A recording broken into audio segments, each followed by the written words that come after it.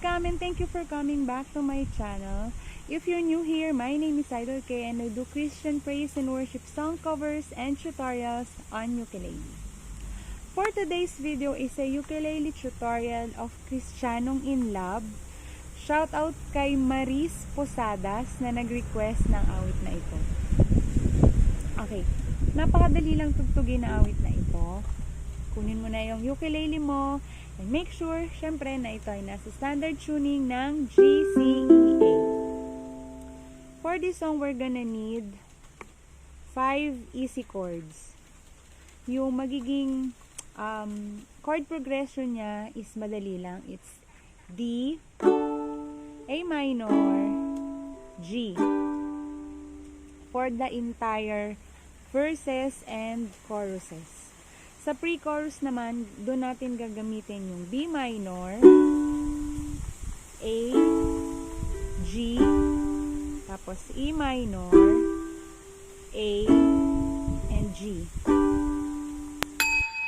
Para sa ating strumming pattern, gagamitin natin is yung down, down, up, down, up. Yun yung tinatawag na island strum. Down, down, up, down, up. Once again, down, down, up, down, up. A little bit slower para sa mga beginners.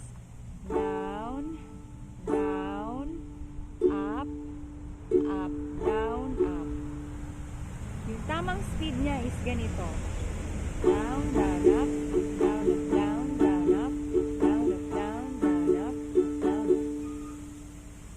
Para naman dun sa intro, it's D, A minor, G. Ulitin mo lang siya ng 2 beses.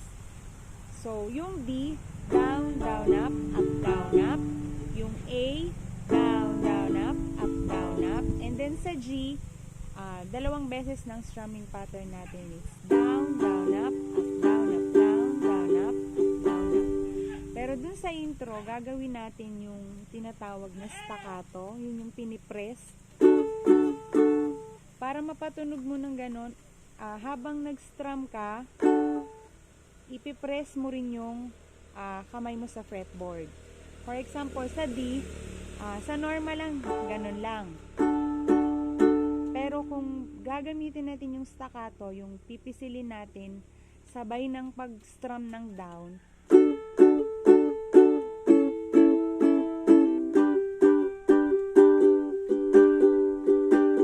yun yung magiging intro natin. So, ulitin natin. Back tayo sa D.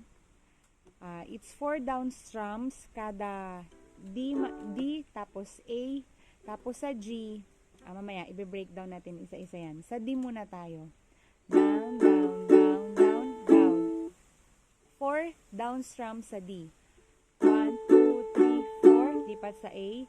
1, 2, 3, 4. And then lipat sa G. 1, 2, 3, 4. Up, down, up. Okay? Hindi ko na staccato. Sorry, ulit. Sa D muna tayo ulit. 1, 2, 3, 4, A. 1, 2, 3, 4, and then sa G. 1, 2, 3, 4. Ganon. So, practicein mo lang hanggang sa makuha mo siya. Okay? Ito yung intro.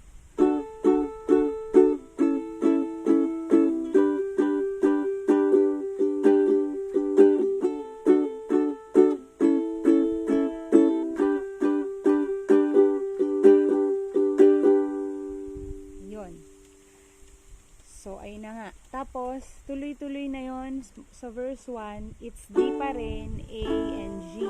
Paulit-ulit lang yon. Basta tatandaan mo lang yung chord progression natin.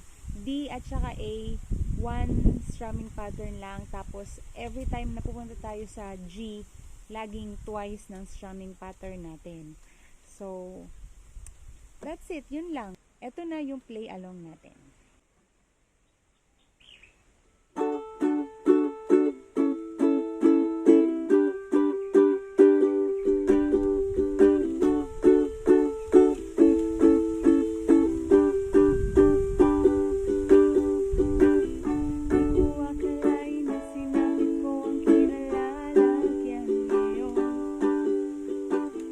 Para bang isang bagong may lakas na signal.